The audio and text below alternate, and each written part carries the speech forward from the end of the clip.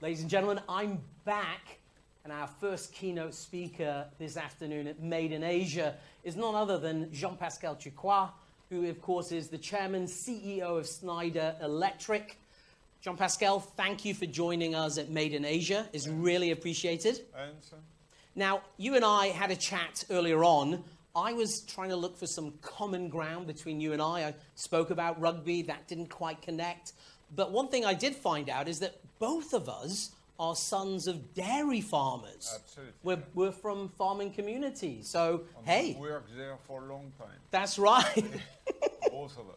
Both of us. So I think here we are, two farmers' boys coming out from the UK and, of course, from France. And we're here in Hong Kong, Asia's world city. Jean-Pascal, I think there's a lot of things that I want to talk about. And we wanted to talk about tomorrow's trends today, a people's centric and sustainability future. I think they're the things that we wanted to talk about. But right now, let's face it, 2020, it's been a very challenging year, I think, for everybody. That's a given.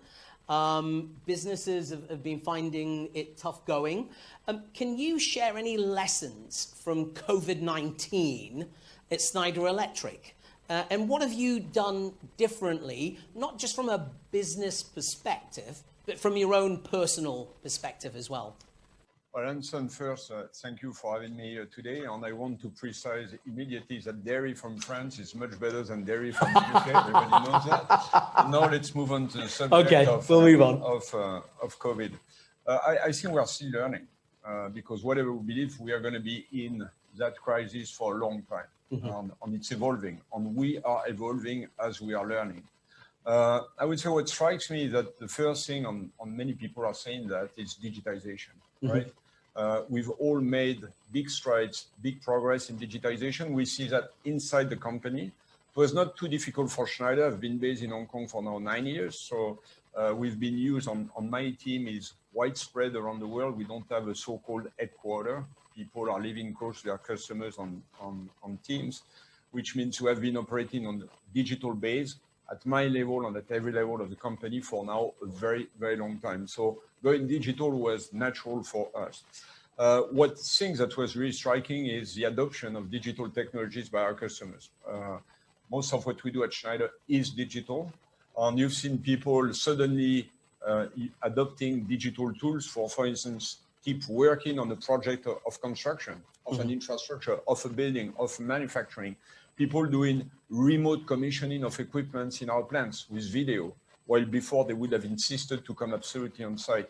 So a lot of savings somewhere for our customers, for us in time, in money that we've learned, and probably will be here to stay with us as we go forward. One thing that struck me also as we are speaking about supply chain, well, Schneider is a huge supply chain. We have 200 factories, 100 distribution centers, hundreds of thousands of SKUs, and 70% of what we do with suppliers, right? So we work with tens of thousands of suppliers. And frankly, after a moment of acceleration, on a moment of global stop, it took us all in all 1 month to reestablish the supply chain. So here we are today. We have discovered that 98% of the business at the end of the day is local, is operating at a level of geography where people can work and circulate. Like the goods are flowing cross borders naturally, and we know how to operate the company without executives fundamentally traveling. So it's a complete different way of working. And the last thing I've seen is that somewhere, even if it's not related, but many people, many of us, see that as somewhere as not a revenge, but a counteraction of nature on too high density of population, to urbanization, to some form of globalization. And for us who work for technology for sustainability, it has increased the awareness for sustainability. And we see that from everywhere, from the investors, from our customers, and of course, from the people who are joining us. Wow, it's amazing. You mentioned it took you 1 month to reestablish those supply chains. Yeah, pretty much. And that has been fantastic as a work of partnership with our co-suppliers and helping each other. But one thing that has helped us is what we do, which is supply energy to on automation, to mission critical processes has been considered in all of the countries where we operate as critical industry. Therefore, the day the crisis struck, we were asked by the local governments to keep going because we power data centers where we are all Zooming and doing teleconference, hospitals for ICUs, for surgery rooms, cold chains for pharmaceutical, for food, water networks, grid networks, all the critical things. So we were asked to keep going with that. Quite amazing, as you said, in supplying energy to those mission critical processes, really important.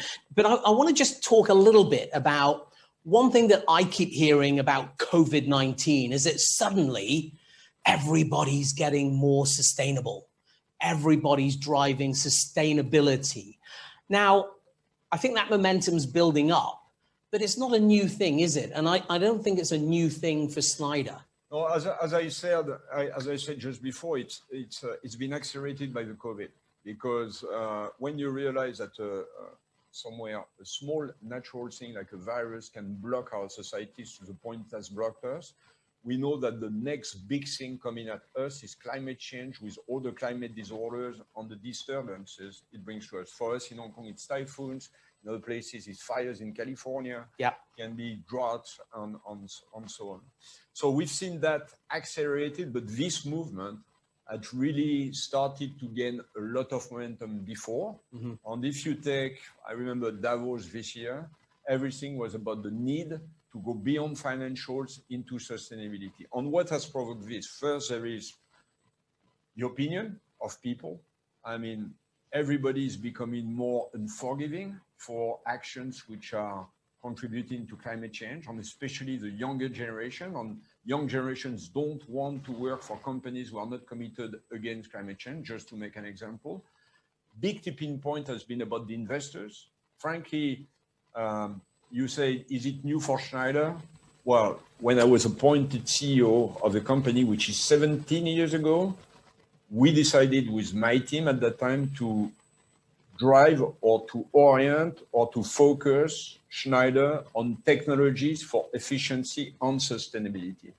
And that was coming from the fact that I'd worked in emerging countries. And when you live in emerging countries, you know that if you don't have access to energy, your life is miserable. And at the same time, making sure that we reduce the carbon footprint, right? So you need to produce more energy and at the same time, reduce the carbon footprint. But this movement was poorly integrated by many economic operators. And then we saw that the model of development that was adopted in many cases was not sustainable because it was too much dense in carbon.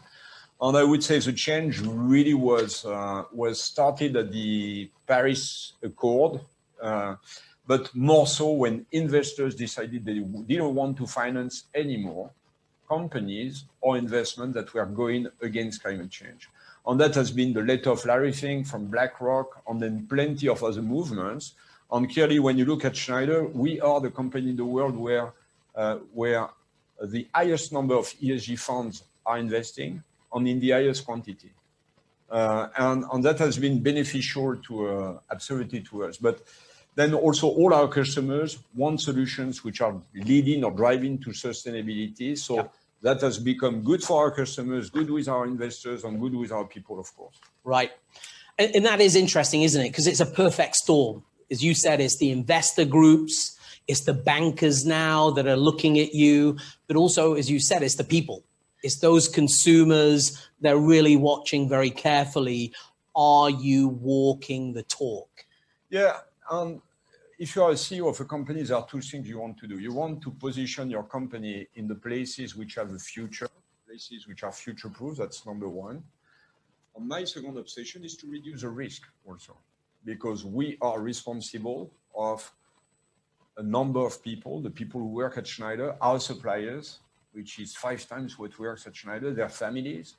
So it's important to de-risk the future of your company. And when you direct your whole strategy, like we did, to sustainability, when you position your company on a wave, which is a wave for the future, and you de-risk it, because everything which is more sustainable is much less risky.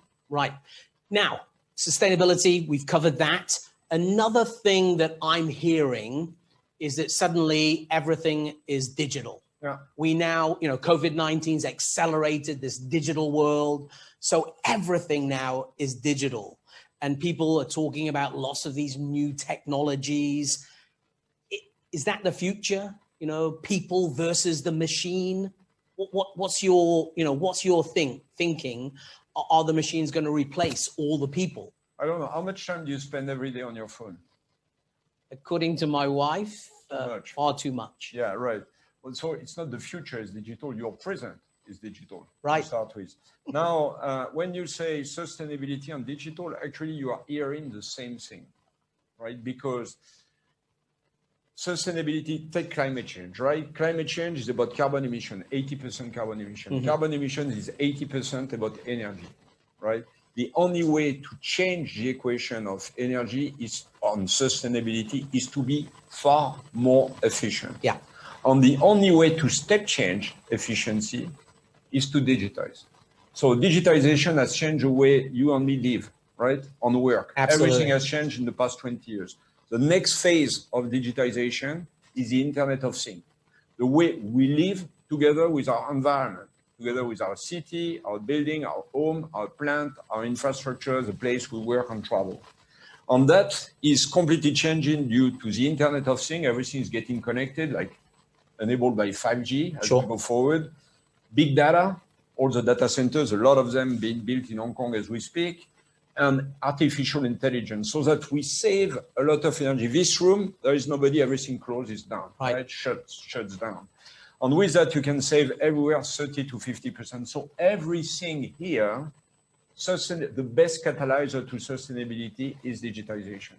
So does that mean that technology, is it going to replace me and you? No, frankly, I don't think so. We've been through multiple technology revolution in the past. I think technology will augment us or augment our possibilities. For me, as an industrialist, when our operators have Google augmented reality or iPads or phones or tablets or phones to show them what to do in front of an equipment or operating without touching, I feel they are safer, they can do better, and they can make more decisions locally. Yeah. That means also we can support them from remote, avoid that there is safety issues, ensure that quality, we were speaking about before about quality can be visually, systematically checked, traceability of every component can be tracked. I believe that it's augmenting and changing the nature of work. But take Schneider, we have 200 factories. They are digitized now. They are still the same factories. And by the way, the same people, they just don't do the same job. Some jobs have disappeared, of course, but some jobs have been actually multiplied or increased.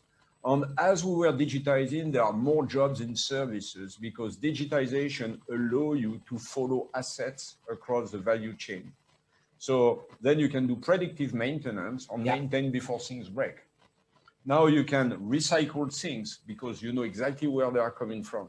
And that's creating tons of new jobs. Take the core of what we do at Schneider, 35% of our business, building efficiency. Buildings today are optimized for construction costs. Mm-hmm. It doesn't make sense because construction cost is only 20% of the total cost of the building over the life cycle. If you digitize a building, you can save tons of money on the 80% of the life cycle of a, and to do that, you have to operate on existing buildings. So think about the number of jobs created by operators digitizing existing square footage on square meters, of which the cost will be paid by the savings. So some of those transformation, digital transformation, are bringing up tons of new jobs. That's great news because I think we hear a lot of headlines that technology is going to take away those jobs. And I loved your comment about those 200 factories, still the same people, but they're not doing the same job. On Tech Schneider, now we have 10% of the people actually, a little bit more, 15% of our people who are doing service business for our customers linked to digital technology. And these are business or jobs which were not existing before. They are not in a factory, so be it.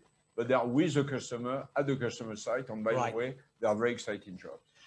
And that kind of leads me to another question about people, because I think we're going to have to upskill, we're going to have to reskill our workforce to be part of this future-ready workforce. So is that something that you're already doing?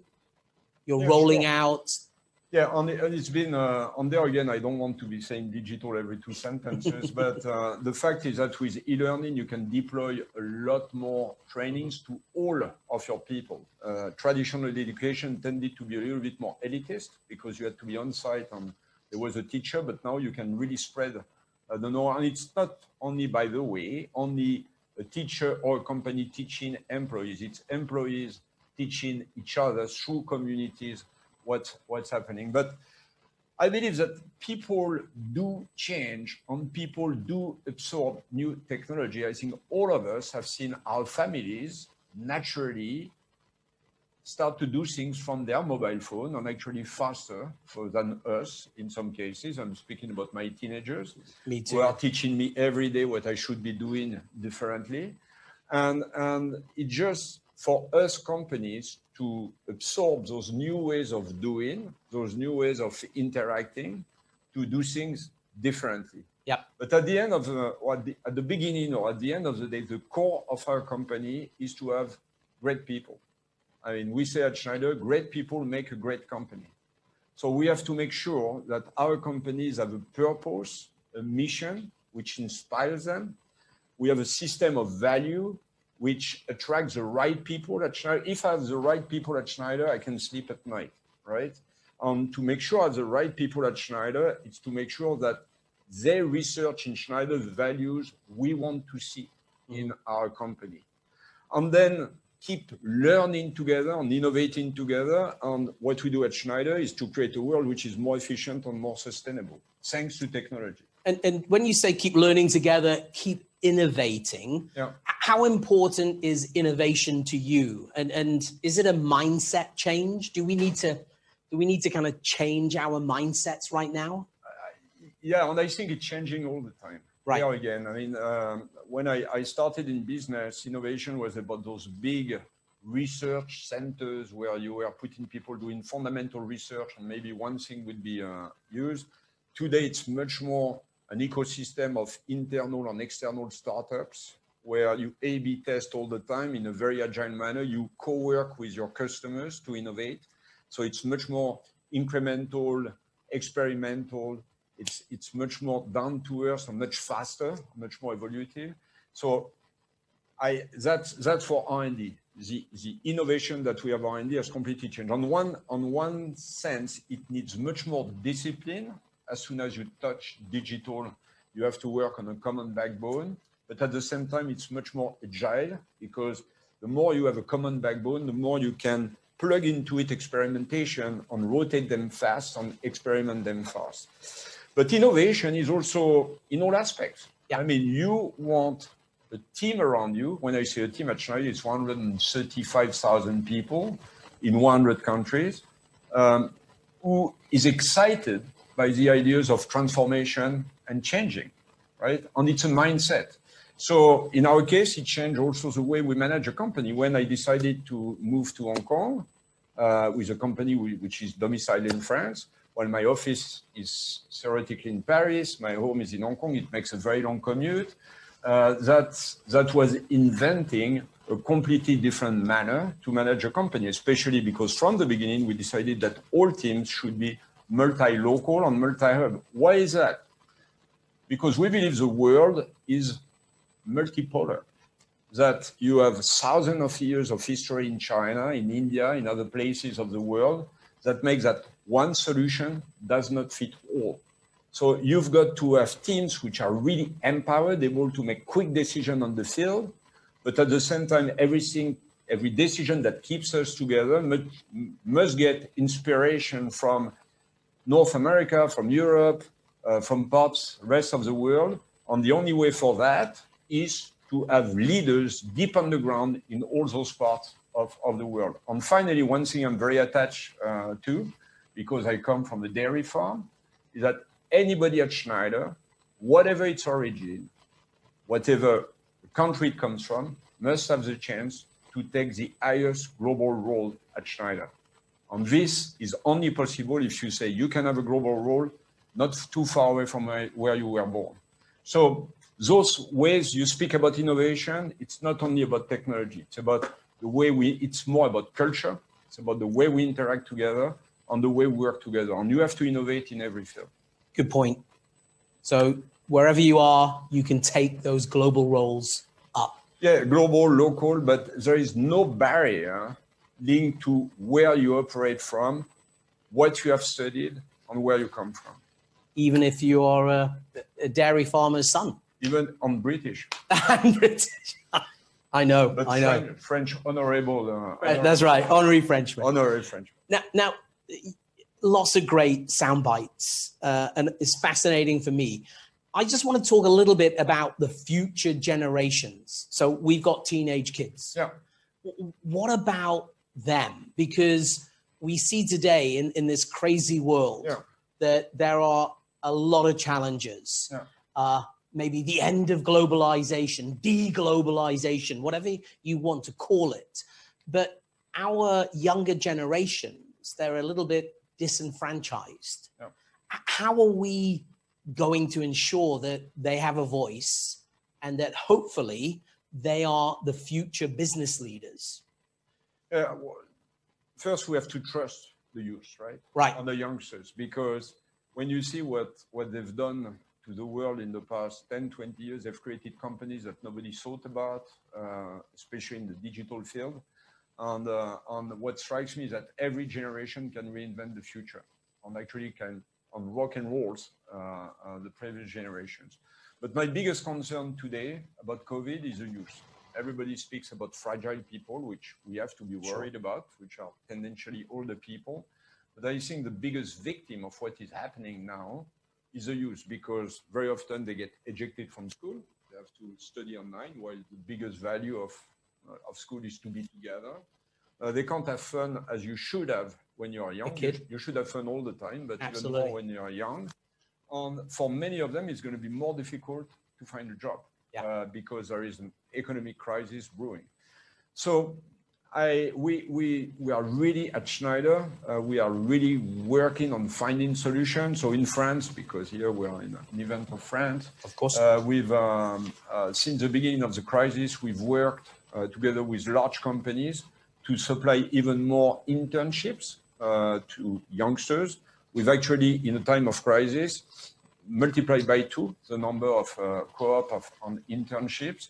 And as we go forward at the level of the company, and as one of the priority of our new company plan, we want to double the number of opportunity for youngsters. So internship, co-op, name them, apprenticeship. We have always been big on apprenticeship. We want to double those kind of opportunities because frankly, the last thing we want to see is a generation during COVID getting, as you say, disenfranchised and discouraged in front of the world. All the country, it's a time, this is a pivotal time where we've got to invent a new future, and that future has to be invented for the people who are the most owners of it, the youth. Absolutely. Pivotal times indeed. Just before we go, if we can go back to our earlier conversation, we talked about COVID-19. It's created this crisis around the world. It's accelerated everything digital. What about when we talk about supply chains? What should we be focused? There's 100 of executives joining us online at this virtual Made in Asia. What's the message to everybody out there, Jean-Pascal? So what we've learned during this crisis, what we are still learning, have been several things. First, well, the need in many cases to be more regional, to have shorter supply chains. At Schneider, this is a conviction that we had before, or a belief we had before, because if you want to have a low carbon footprint, you need to have short supply chain. On the top of it, I believe that the future is on speed, the capacity to personalize, customize your product very fast. And that's also something that a short supply chain allows you to do. But what we've seen again has been the power of digitization. If we are able to remote operate your facilities or operate them with less operators and more machines temporarily. That was making, of course, a huge difference. What we've seen also is that all places where there was trust, I mean, our employees, associates, together with their leaders, with unions, with suppliers, and with communities around, we're working and we're empowered to make decisions that work much better in those than the places that could have been centralized or directed from remote. So on the third point that we've learned about vulnerabilities, on these are times of difficulties where you learn who are your true partners. And let's not forget those times. These are the times of crisis when you prove your worth, right? As a customer, as a supplier. So those are things that we are putting together. We are correcting our vulnerabilities. We are making our supply chains shorter, more regional, more digitized, and increasing some strategic relationship with our key suppliers to make sure that we are even better when we face the numerous new crises we're going to have to face. Absolutely. We don't even know what those new crises are. No. Ladies and gentlemen, I'm sure you'll agree. What a great keynote speaker. Our first keynote speaker of the afternoon, Jean-Pascal Tricoire. Thank you so much. We really appreciate your time. And I really get the sense that you are walking the talk. You are telling me exactly what you're going to deliver. At the moment, Tencent, it's better to run the talk. That's right. Got to run the talk. Sure. Ladies and gentlemen, thank you very much. We'll be back in the next session very shortly. Thank you.